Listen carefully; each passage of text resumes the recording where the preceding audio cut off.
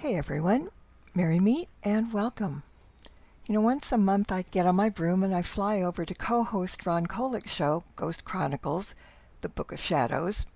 And since my cauldron is temperamental and goes on strike every so often, I thought sharing our Ghost Chronicles podcast would be fun for a change. You'll know some of the guests and you'll get acquainted with others down the line, but tonight it's somebody you know, Shaman Willie Windwalker, and he talks about his battle with the dark forces. So get comfortable, hunker down, and enjoy the show.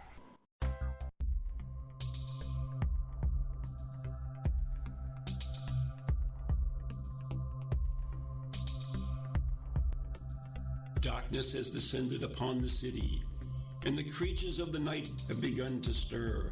This is the time when the veil between the realms of the living and the dead is the thinnest, and all that is not what it appears to be.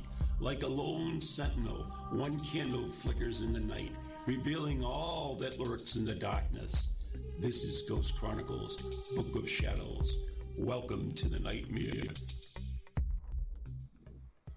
Well, good evening, everyone, and I am that lone candle flickering in the darkness, Ron Kolek, New England's own Van Helsing, and with me is the lovely West Coast witch, Marla Brooks. Yes, I'm here. I like that opening. I do too. You did it very nicely. I wrote that myself, too. Well, I give you credit where credit's due. I just wish I had a voice open. No. Your voice is... No, it doesn't. It's you. I can't stand my own voice. But if you sounded like anybody else, it wouldn't be you. Come on. That's true. This is true. Seriously. Hmm. So there. We have a guest today. We do. Hmm. We have Willie Windwalker Gibson. He's a shaman, and he's been on my show a couple of times, well, several times over the years because I've been on so long. He's a sensitive. He sees and hears spirit. Oh, we're all sensitive anyways. Yeah, and a spiritual advisor. To the heat, aren't you? Who, what? You're sensitive to the heat, aren't you? Yeah, oh boy, am I. You're thinking, what did we talk about? The humidity. Mm-hmm. Anyway, Willie also reads totem animal cards. Sorry, cool. He performs cleansing and clearings. Mm-hmm. He investigates the paranormal and is the author of 2 books, The Shaman Windwalker and Soul Warriors. There you go. Willie, are you there? I'm here. Yeah, you didn't leave yet. I figured we'd drive you away by now. No, he knows me. He won't go away. Yeah, but he doesn't know me. That's the problem. I didn't tell him anything about you. Yeah, so there. That's all right. So he won't go away. No, got his totem card, so you can figure out who I am. Yeah. He can too. He's really good at it. Yeah. So Willie, where did you train as a shaman? I started out when I was 10 years old. I started hearing and seeing things when I was a kid, and I kind of kept them to myself until I told my dad about it, and then he told me to keep it to myself because if I told anybody else, they'd think I was crazy. So I kept it to myself, and over the years, he taught me how to do certain things and how to get used to dead people. He would take me to funeral homes and take me up to the coffin and said, "This is a vessel, son. The soul isn't here." Well, I would look over in the corner and I would see the person standing there. So he could see him too. So I really started then. I wanted to be a cop. So when I got old enough to be one, I went to the police school and I became a cop and went to work as a state peace officer at the state fairgrounds, and I did that for a little while. And then I was on patrol one night, and beside the fairgrounds was a cemetery, Native American cemetery, and I would go in there and park. Well, one night I was sitting there parked, and it was kind of a misty rain, and I could see this figure start to come up close to my car. So I got out and I hit him with my blue lights and my lights, and I said, "What are you doing here?" And as he come into focus, it was an Indian. He says, "I belong here," and he kept advancing on me, and I told him to stop, and he stopped and smiled at me. He said, "You're Indian, are you not?" And I said, "Yes." And he said, what is your Indian name? And I said, I don't have one, because I wasn't raised as an Indian. I was raised as white, but I'm half Indian and half Irish. So it's a good combo. this entity knew I was Indian, and he says, from here on out, your name is Windwalker, he who walks with the spirits. And he kept following, approaching the car, and then he disappeared. And I just looked at, I said, well, I knew it was a spirit then, and I didn't say anything. I just got back in my car and finished out my patrol. And then the following night, he showed up again. And this time he told me his name was Singing Fox, and he told me that I was going to be a shaman or a medicine man. And I said, no, I'm a cop. I'm nothing else. You will be a shaman. And from that day forward, every night when I was on patrol, he would show up. I would be parked here or parked there. I was running after a suspect one time in the park, and I fell into an underground sinkhole. And I was just hanging there by a branch, and he shows up, and he grabs my arm, and he looks down at me. He says, you're going to be a shaman. And at that point, I knew, the police thing was over with. So I turned my badge in, and I went on ahead, and I got into the private sector. I got my PI license, and I was a PI for a while, and I was a personal bodyguard for a while. And as I'm going along doing this, I'm checking out other shamans in the area, true shamans. You can't pick up a book and read it and say, oh, you're a shaman. You have to seek out a shaman teacher. So I would seek out different shamans, male, female, and they would teach me the ways of the shaman. So that's how I got started. Yeah, we have I know a shaman here by the name of Steve Wilson, and I've known him for years and years. And one thing I noticed, though, in shamanism, it's very much like a lot of other modalities in the spiritual world. They're packaged a little different, but the things are the same if you look at them. The finding your spirit animal and that type of, you can do that for finding your spirit guide and so forth, and different other modalities too.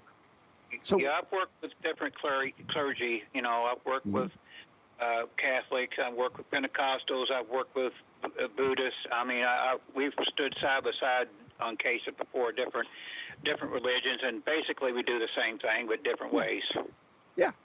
So I mean, people will poo-poo one, but they'll accept another, and it's not really. If you look at the meat and potatoes of it, then you'll see. Well, it's not much different than what the other one is. And it's much not different than paganism either, Yeah, because exactly. the deities and are kind of the same, and they go by water, sky, fire, earth, the same thing. So yeah, I mean, we're all one, but some people just say, well, I'm doing one and everybody else is wrong, but this is good. I was raised Pentecostal. I had Pentecostal ministers in my family, and my family was from the hills of Kentucky. They were coal miners and farmers, and I had the Indian side and the Irish side. I mean, I'd walk up to one of my relatives, and he'd be red-haired, blue-eyed, and another relative would be dark-haired and hazel-eyed. My dad had to tell me, what's going. I said, Dad, what's going on here? He told me, he said, your grandmother was Irish, and your grandfather is Indian. So that's how you're both. Best of both worlds sometimes. So what tribe? What tribe are you? What tribe are you? I said I work with Celtic people all the time. I mean, online, I'm known all over the world, and other shamans and other practitioners. We get together and we talk shop. And it doesn't matter what kind of religion we follow. I mean, we basically do the same thing. See, the problem with the world today is that it's so divided instead of being joined and accepting for people who they are. They want everybody to be the same, and that's really not how it's meant to be. So you can work with other people and other religions and other modalities. Uh, I but think I'm I'm going to jump in on what you started to say because I know, Willie, that your dad was Cherokee, right? Yes. Uh-huh. And is that where, when you went to all the other people, to all the other shamans, were they all different tribes, or were they the same? And All different. I mean, I would go to one, and they would be Cherokee. Another one would be another religion. They taught the same thing, but even by one of my teachers that was a shaman, was a lady. Her name was Rose, and she had gray hair and hazel eyes, but you could tell she was very powerful. And she didn't look Indian. She looked more Irish than Indian, but she was very powerful, and she taught me a lot. She taught me how to sit for spirit, and she taught me how to, how to focus to where I can see other spirits and other people. I mean, she was very powerful. Mm-hmm. So is there a big difference between the shamanistic and our Western point of view when it comes to spirituality and the paranormal? Not a big difference at all. It's how you do things. You take when a priest takes a censer and does the censer. Shaman takes they'll take sage and do the same thing. Mm-hmm. So do you consider yourself an eclectic shaman, or do you go with a certain tribe? I think I would be an eclectic because the Cherokees has accepted me as a shaman, Cherokee shaman, because I was tested years ago by a lady that was sent by the tribal the tribal chiefs on the reservation to see. They heard about me and they wanted to see if I was out there being a con man. So she walked into an event one night I was doing. She sat there, and you could tell she was totally Native American. And she said, "I would like a reading," and I gave her a reading. And she looked me up and down, and she smiled at me, and she got up and left. And about a half hour later, she come back, and she had 3 burlap sacks. And she says, "Can I talk to you?" I said, "Sure." She said, "I was sent by the Cherokee Nation to check you out to see if you was a con man. I'm telling you right now, you're the real deal, and this is for you." She gave me a sack of sage, a sack of sweetgrass, and a sack of something else, but I forgot what it is. It was different herbs and things. And they said, "We honor you, and we accept you." And I was really proud that day. Just imagine you should be. Yeah. But so, what you do in life, I guess. I'm pretty much an observer. That's what I do. And do you consider yourself? What do you consider? Are you a paranormal investigator? Are you an exorcist? Are you what are you? I consider myself a supernatural consultant because I'm into everything from UFOs to ghosts to cryptics. You name it, I've been into it. Okay. So what drives you to do this? Well, like I said, back when I was a cop and I was told what I was supposed to do, it's almost like a light was turned on, and I've ran into all different things. It seems to attract itself to me, whether it's a ghost case or a land case or different other cases. It seems to draw the energy draws to me, and I guess this is what I was put here for. Okay. So you do clearings and you do exorcisms as well? I have done a couple of I guess you would call deliverances or whatever. I count on one hand. I've got a friend, Bishop Long, has done over almost 30 of them, and he and I are good friends. And we take notes. I might do Native American stuff in that field, and he might give me some tips on how to do it. A lot of things when I go out to do something like that, it has to do Native American type of things. Okay. And I walked into a case one time that wasn't Native American that I had to take care of myself because all my people that I have, I have a team called the Soy Warriors, and they are all over. And I walked into something that I had to do myself, but basically I don't call myself an exorcism. I handle it if I have to, but I have ran into some diabolical things that I've talked to Marla about, and recently it's taken its toll on me the last couple of months because I had an attachment that really attacked my family. It attacked my wife. It cost her her leg. She broke her hip. She's sitting here with me now with a broken hip and bending. And this whole happened in a space of two months. And I contacted Bishop Long. I said, Bishop, there's something ain't right here. There's things.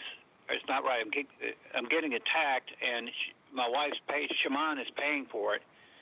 And so I said, can you come and check it out? I think I feel it, but I want to know. I want to back up. So he came, and he walked in the house, and he felt it, and he knew right away that something was there. And so he told me, he said, I'm going to do a minor rites here. And I said, go ahead.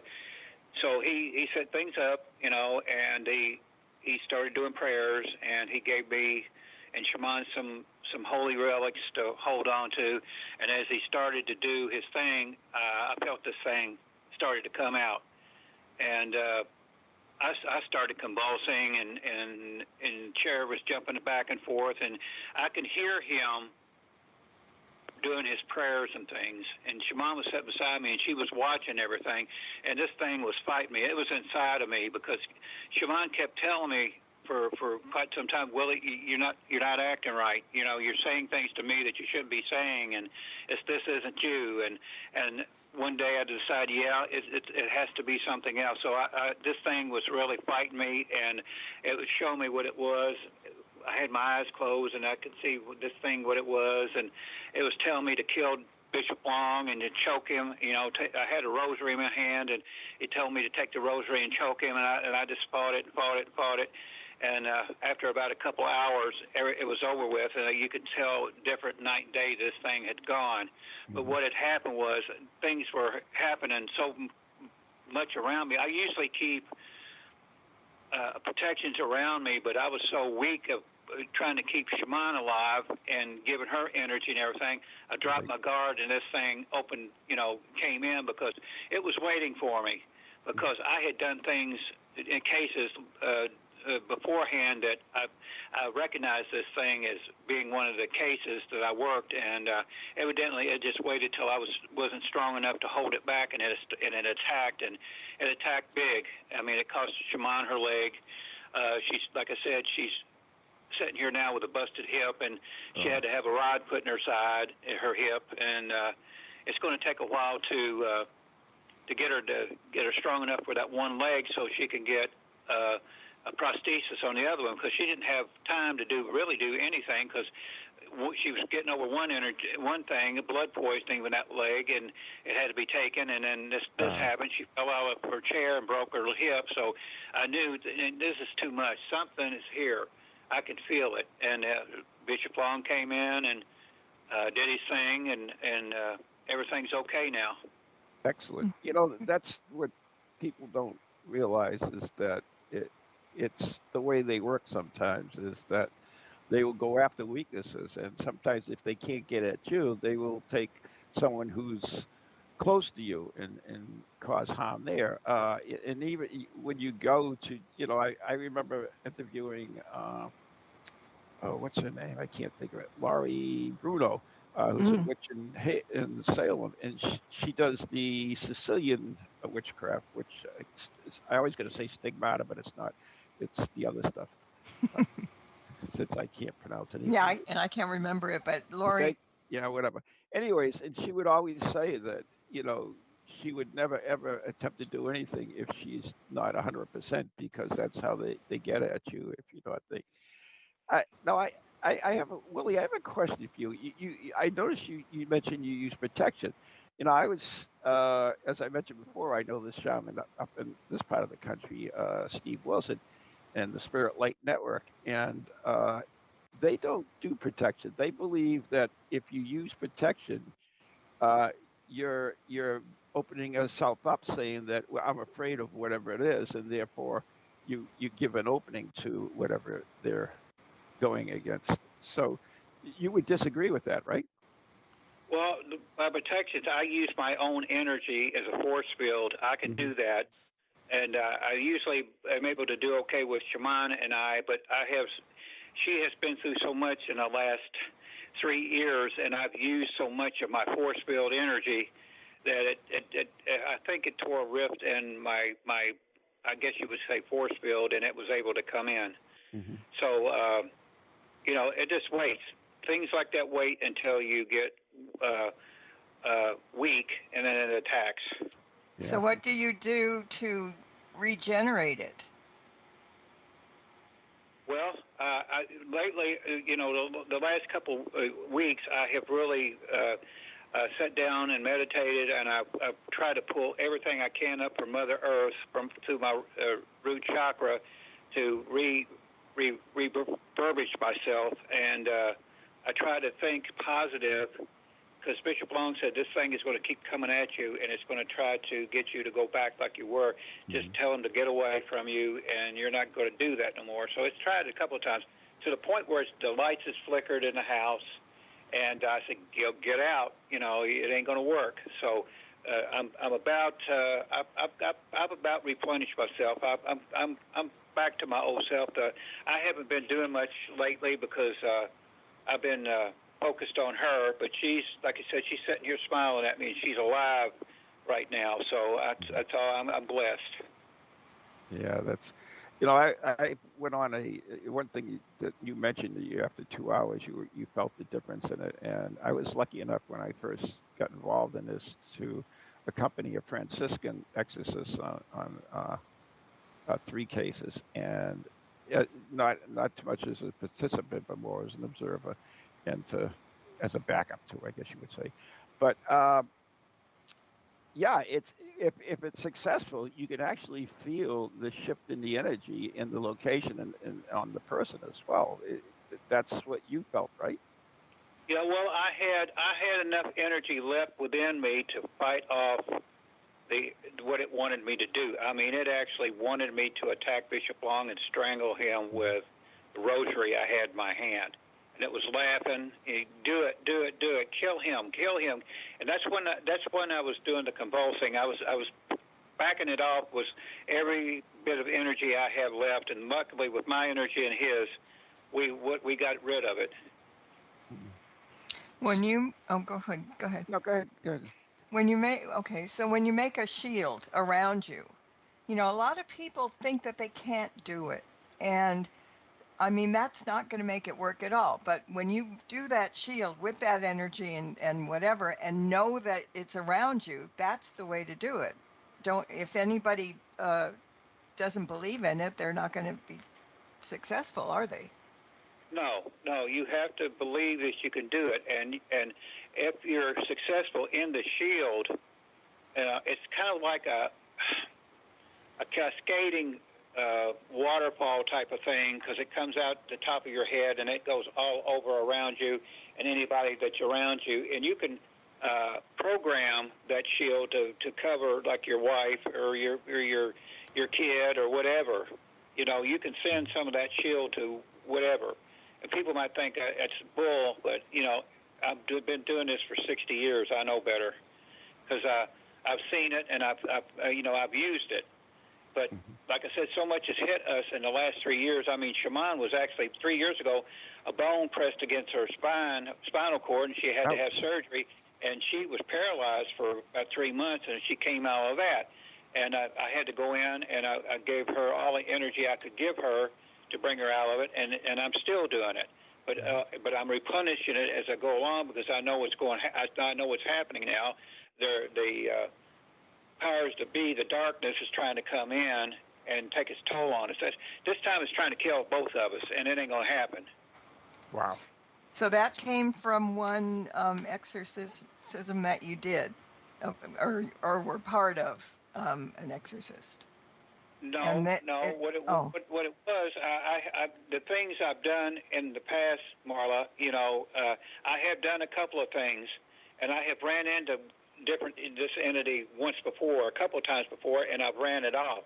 Evidently, it stood in the background from years back, and when it saw me giving my extra energy to Shaman, it was able to creep in, and I wasn't able to detect it until it was too late. And by then, I knew something was going on, and I talked it over with Bishop Long. I mean, Bishop Long and I he lives 40 miles from me, and he came, and, he knows his stuff. And I could hear him talk, but it was like hearing somebody in another room. Mm-hmm. It tried to muffle out what he was saying, and to where the only thing I could hear to what it was saying, and it was telling me to kill him, and I wouldn't do it. Finally, but between him and me, Bishop Long and me fighting it off, it just left. And like I said, it's tried to come back. Like I said, the lights just flickered and all this kind of stuff. And I said, get away. Go and get away from us. You have no authority over us no more. And so far, everything feels okay now. Oh, that's excellent. Unfortunately, we're coming up to the break, so we're going to have to take a short little break here. You're listening to Ghost Chronicles Book of Shadows with Marla Brooks and Ron Kolek right here on TogiNet Radio and all your favorite platform mediums. We are brought to you by Circles of Wisdom, 386 Merrimack Street, Methuen, Massachusetts. The Gallant Messier Family Law Group, 15 High Street, North Andover, Massachusetts. And our very good friends on Ghost Chronicles Radio and Patreon. Become a member before Apple takes them over and charges extra to you, whatever. It's typical Apple stuff. Anyways, we'll be right back with more of Willie Windwalker right after the following messages here on TogiNet. And we're going to Illinois now.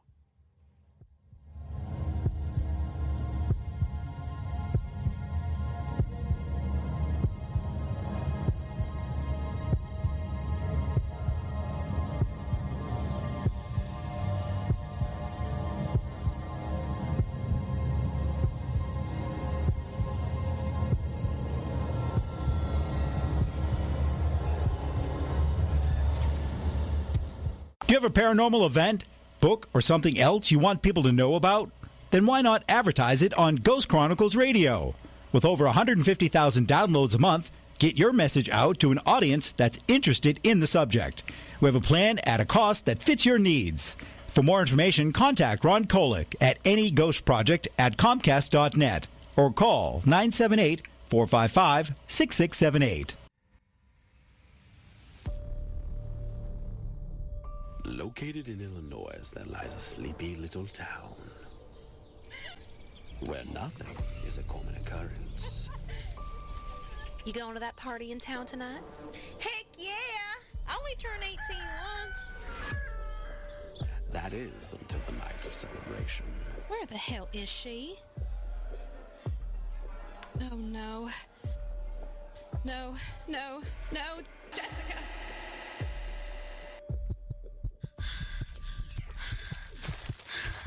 What's happening?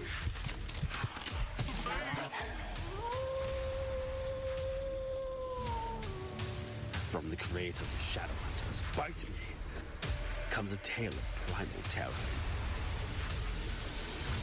grindcore mayhem. Shadowhunters, kill, Jessica, kill!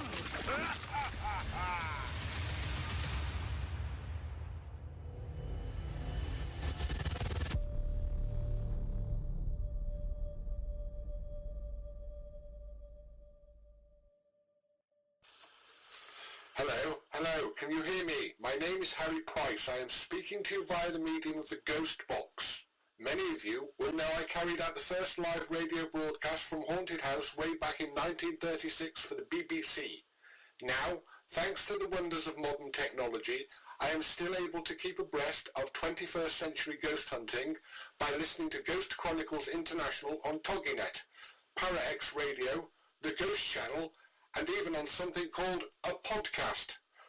Two splendid chaps host it. One is an American who calls himself New England's own Van Helsing, although I have discovered his real name is Ron Kolek.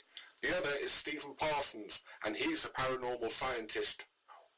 Well, mustache, I'm required elsewhere on something called a K2. But don't forget, I'll be listening in every Tuesday from 8 o'clock in Great Britain and 3 o'clock on the American Eastern Seaboard. I trust you will join me there.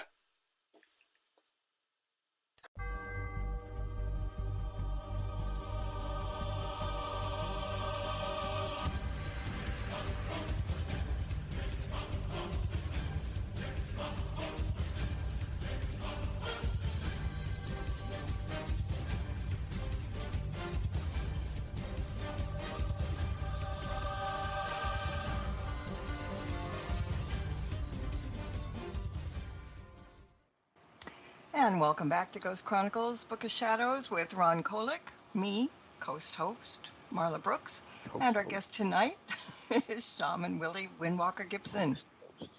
What? Host? I don't know what you're saying. Anyways, Willie, I'm really intrigued with a lot of things that you were saying. One of the things you talked about was hearing the voice of the thing. Now, I worked with a trance channeler for many, many years in ghost investigations, and she would allow spirits to go into her body, so she would be like there but not there. And I had experience myself once with it. Is it like that where you really step back and you hear this other entity speaking and do anything, or is it more control type thing? Well, what happened to me after Bishop Long walked in here, it knew that, it was hiding, and it knew the jig was up. And a long time ago, when I first started going to different places, people would ask me to go to seances and watch what went on and partake in it and stuff like that. And I would tell them, this is no joke.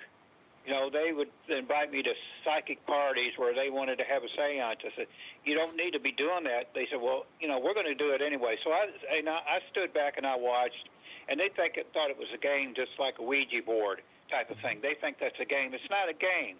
A seance, you're opening up to another realm, and you've got people there that do not know what they're doing. I went to a dinner party one time. It was a fancy, wealthy people wanted to find out what it was like, and they wanted somebody that was a professional that could do this. So I went, and they had this one long table like you would see in the movies. There's about 15 people sitting at this table. They set me at the head of it. And they said, now tell us what we need to do. So I went on ahead, and I said the prayer. I turned down the lights, and they had one great big candle in the center of the table. And about half of them were drunk, and I knew there was going to be trouble. Oh, yeah. So, and they started, we want to see you, ghost. And I said, you don't want to do that. And all of a sudden, this nun appeared, and this nun walked through the table past these people.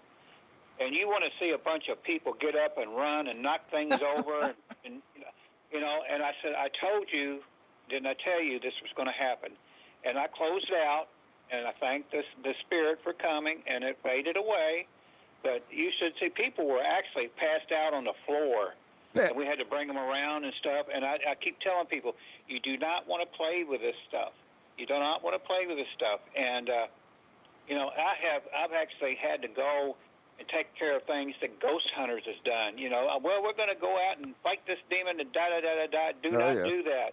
Back off. Don't do that. And I get a call, Windwalker, you need to come help us. No, I'm not. I told you I'm not going to do this. I told you not to do it, and what you're going to have to do is you're going to have to apologize to whatever's there, and you get the hell out of there. And I'm not going to come and erase your mistake. And to bring that stuff on me. I've done so many of these cases. I could have picked that up anywhere, and it could have been just laying in wait for me to get week, and I did, and it did its thing. But I'm back now, and I'm back with a fury. Okay. So you brought up the Ouija board, and to me, the Ouija board is another form of divination, like any other. If you believe that it is evil, then all other forms of divination are evil too, whether it's EVP, spirit boxes, or anything else, because you're doing the same damn thing. You're asking whoever's out there to communicate with you or connect with you. And so if you're going to condemn the Ouija board, it's not, you should be condemning EVP, spirit boxes, and all the rest of the dowsing and everything else. Do you agree or disagree? You're opening up, unless you know what you're doing, you're opening up a doorway for something to come in, unless you're able to do the prayers and things that you need to do before you use your boxes and things like that. Because I've watched these ghost shows on TV. They don't do that. They just go ahead and set it up and da-da-da. You don't see them do any kind of protection prayer or anything with their equipment or anything they do. So I can see the mistakes they're doing. It's just how do you use something, and like I said, the Ouija board, you have to have, to me, you have to be able to know what you're doing to use one of them. A kid can't, thinks it's a game, but you have to say a prayer, and after you get through doing that, whatever you're doing, you need to close out. You can't leave that open. It's just like an open door. I know, but and I agree with you 100%, by the way. But how do we get from there? Originally, Ouija boards were used by everyone. Families would get together and do the Ouija board after the Civil War, after the First World War, the pandemic, the Second World War. It became a common use. And then Hollywood got a hold of it, and it became an instrument of evil. So how do we make a jump from, a gang, parlor gang, to a evil portal? Ron, it's just like I said, it's sold as a game, but it's really a way to open up a portal to the other side. Mm-hmm. People back then, and still do now, they don't know what they're doing when they get these things. They sell these things at toy stores and things, and they do not know how to use them. There's very little people that I know that are professional enough to use these things. I know a couple of people that are good enough to where they can use a Ouija board and not, open up a portal or anything like that. But back then, there was no telling what, when they used these Ouija boards way back when, what came out of them and are still walking the earth, Okay, I can understand that. So the point, not the point. It's interesting. Do you think that we are actually causing our own problems when we use a Ouija board or something else? In other words, we believe that they're demons there, so therefore we create demons or attach. If you don't want to say create demons, you could say draw demons or call in demons. Is that more of the thing? Because you have other people that will use a Ouija board and it have no effect at all. In other words, they're not getting anything, nothing bad happens to them. So do you think it's state of mind in addition to it? I think, Ron, something happens every time, but they just don't notice it. Okay. Fair enough. That's fair enough. So another question I wanted to ask you about, because Skinwalker Ranch, what's your thoughts on that? I think it's full of portals. I think it's a giant portal. Things are coming in and out, ships, all kinds of different creatures. I sit there and watch the show, and they see these orbs and these spots of light come through. I know they're coming through because they're coming through a portal. Okay. And that whole place out there is very active. And they keep saying, well, there's something metal underneath the ground. Well, there's probably a crashed ship under there. I don't know why they just don't blast the mountain and go in there and see what it is instead of drilling a 2-inch hole to try to put, something in there to detect it. Blast it up, blast a hole in there if you're that interested, and see if there's a ship there. Yeah, but that doesn't make good TV. You know, it's like Oak Island, The Curse of Oak Island. They have Yeah. to drag it out there until instead of finding out what the heck's going on with it. So yeah, it's primarily, I believe, for TV purposes. But I think the Skinwalker Ranch is the real deal as far as you have the portals open up and ships come through and animals come through in different dimensions. That is very active place out there, and Utah is very active. And generally, I mean, there are different spots that these things open up in. I've been asked to come out there plenty of times, but I've kind of warded off from that because I tend to draw trouble when I go into places. I've been asked to, go out Bigfoot hunting. I've been asked to go out and track down the Jersey Devil and all those things. And I said, why don't you just leave those things alone? It's like Bigfoot. There's 10 miles from here in Westport, Kentucky, they've got a Bigfoot a place where you can go out and hunt Bigfoot. And they've asked me to come out there a couple of why? Leave whatever it is there. Leave them alone, and it'll leave you alone. That's all I need to go out there and start some trouble and have a Bigfoot looking in my window. I'm not going to do that. I keep telling them, leave them alone. Yeah, and that's just common sense. I mean, anybody who deals with animals at all, if you just pretty much leave them alone, they won't bother you, unless there's a situation that they deem that they're being threatened. They won't bother you. They, no matter what type of animal it is, or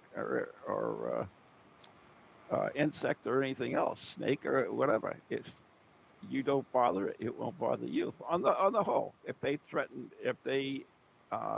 believe danger, then they. So you telling me there's a place that you can go out and hunt Bigfoot? Yeah, they have a place 10 miles from here. I mean, they go. If you want to go, look for Bigfoot or get a picture of them or whatever, Bigfoot has been seen like 10 miles from my house. Oh, wow. Leave them alone. I mean, Yeah. you've got Bigfoot probably in every forest in the world. So just leave them alone, and they'll leave you alone. Are Bigfoot protected, by the way? Can you hunt Bigfoot? Actually hunt them? I don't know. Different. I heard that some states has outlawed, hurting them, shooting them. Oh, I don't know. I just know that Native Americans will tell you, leave them alone. Oh, sure. Okay, I've got a question for both of you about that, about Bigfoot. Do you believe that they are alien or coming in from a different, what's the word? Come on, tell me. Dimensions. I believe they're interdimensional. Thank you. Yeah. Okay, so what do you guys think about that? I think they're interdimensional. I don't think they're aliens. I think they're they have special energy about them that they can be standing right in front of you and you wouldn't see them. So I think they're interdimensional beings.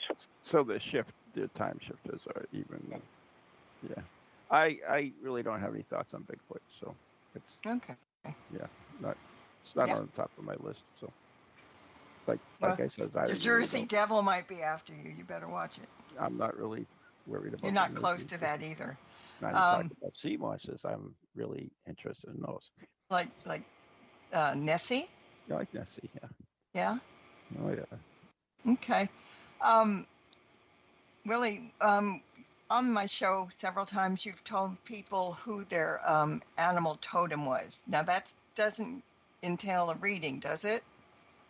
You can just know what somebody is, what they're talking. Okay, because I'd like to know what his is. Ron's. His?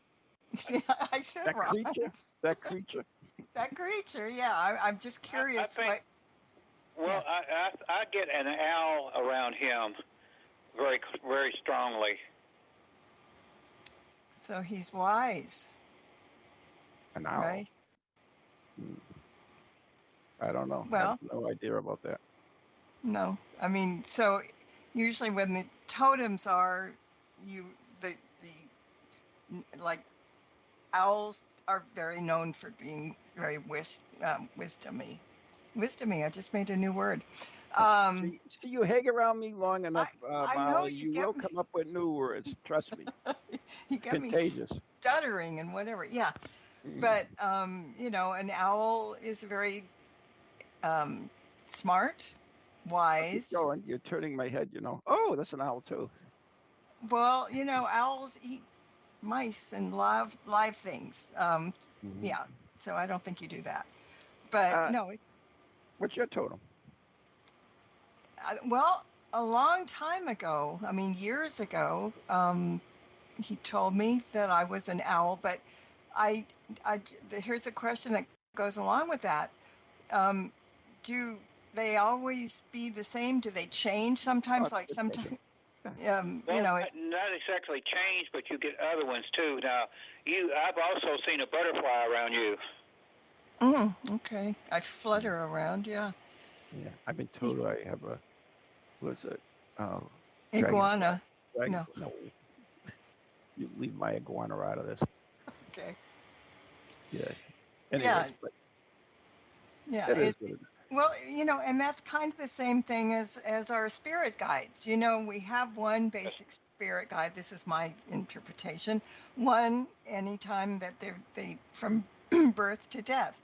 But then other ones can come through when they need you, for different things. Like doctors have different kind of specialists. Specialists. Yes, you got it first. Thank you. Yeah. So it's pretty much the same thing with the animal totems as well, I think. So very Willie, similar. You do total read them. Now, do you do that just mentally, or do you use cards or anything with that? I used the totem animal cards. Yeah. And how does that work, Willie? Well, I just shuffle them up, and if I've got the person in front of me, I let them touch them, and then I'll cut them again, and I'll start laying the totems out, and what the animal, whatever way the animals show up, it tells a story. It gives a reading about the person. Oh, that's pretty cool. Yeah, that's pretty neat. So it's totem cards, huh? Interesting. Yeah. Is there nothing that tarot cards can't do? Any cards, any deck. Yeah, well, any deck. The same. Yeah, I mean, you can go to, regular playing cards and do things with it. Destiny cards, as they call it. So, got one more question about spirit animals. Do they always coincide with the type of the person that we are, or at times can they represent the people that we should be, need to be? Good one. Both. At the same time or at different times or what? Different times. Okay. So they kind of kick us into gear maybe and put us in the right direction then. Yeah, if they need to tell you a story, then they'll show up in a vision or totems or things like that. Do you have, I mean, of all, you've been investigating for years and years and years, and is there one case that really stands out that you look back on? It was either very satisfying for you or really stumped you. A lady called me one time and said that she was, I guess you say, being attacked or she was possessed, and could I come by and check it out? Well, I thought I was just going to go into a regular case, maybe a haunting or whatever. I might have to do a clearing or whatever. And I drove up to this house, and right away I knew I was in trouble because all the way around the house there was nothing living. Even, the flowers were dead, the grass was dead, no trees. The trees were dead. So it's like, something out of a horror movie. So I walked up and pecked on the door, and this lady opens the door, and she looked like she weighed about 100 pounds, unkept, and her eyes was almost completely black. And as I looked through the door, I could see the place was tore up. She said, she says, I'm dying, so there's something trying to kill me. So I go inside, and there was 3 dogs that automatically they try to do something. They started barking and everything, and I told them to be still, and they just stopped barking. And she had this great big old parrot, and it was crawling at me, and I told it to be still.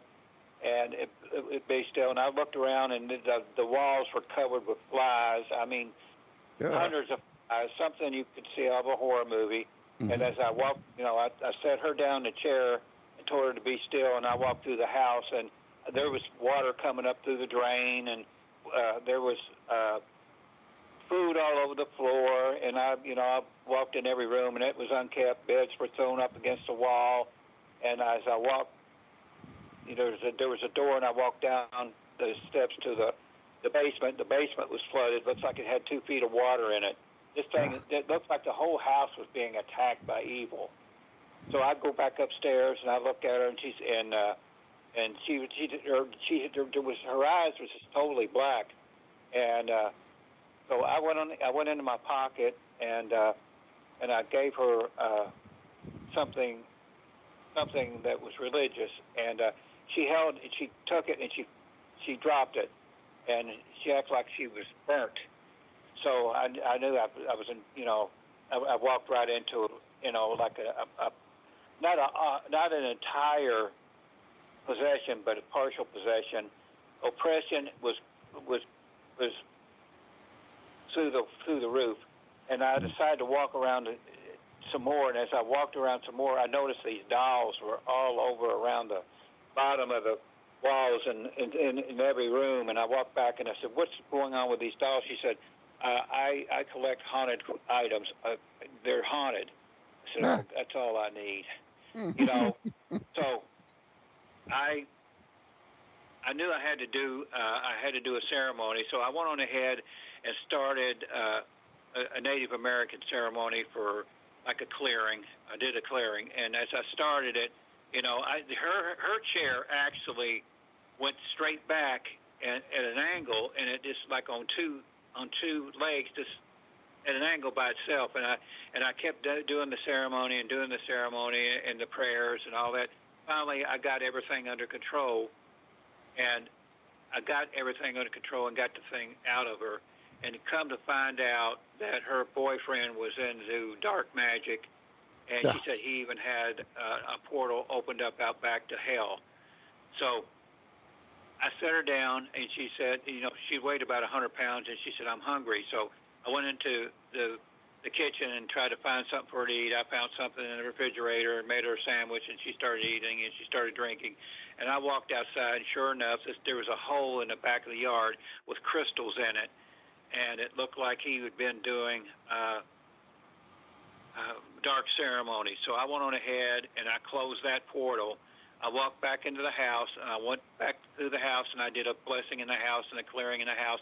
And sure enough, the flies were totally gone. I didn't know where they went to, And I walked back, and I said, "Is there anything else you want to tell me?" And she pulled out this necklace she was wearing, and it had some red fluid in it. She said, I've also drink blood." I said, "That's all I need." So I was dealing with vampirism. I was dealing with dark magic. Finally, I get everything cleared up, and I told her to get rid of the dolls, and she said she wasn't going to do it. "I'm not going to do it." And I said, "Look, I've done all I can do for you, and that's all I can do." So I backed myself out of there. But that was one situation I walked into. I was dealing with dark magic. I was dealing with vampirism. I was dealing with dolls that were haunted. You name it, she had it. But even after I did everything I did, she would not get rid of the dolls. She would not get rid of the blood amulet. And when somebody like that just refuses your help after you've done everything you could do and used all that energy, I just said goodbye, and I just drove away. That was the roughest one I've done. I'd get rid of the boyfriend too. That was brutal. Yeah, that was the first thing. Well, he was in jail for trying to kill her. Oh. Okay, there you go. Actually, run out of some time. Don. Anyways, Willie, before we go, I one quick question. So you use religious items as well as your shamanism and these Do investigations or clearing sometimes? I do. A lot of the stuff Bishop Long has given to me, and he's blessed everything. Just like when he came over a couple of weeks ago, he gave me some he gave me some new things to wear for Shaman and me that were blessed, and he gave me holy water, and he gave me some blessed oil to do houses and things with. I use everything that I can get a hold of to fight with. Yeah, eclectic shaman. That's a good one, Marla. I think you hit it right on the button. Yeah. Good. Yeah. Yeah. Well, Willie, we've run out of time, and I want to thank you so much for joining us today. It was certainly interesting. I hope you didn't mind my questions. No, not at all. Because sometimes I come off wrong.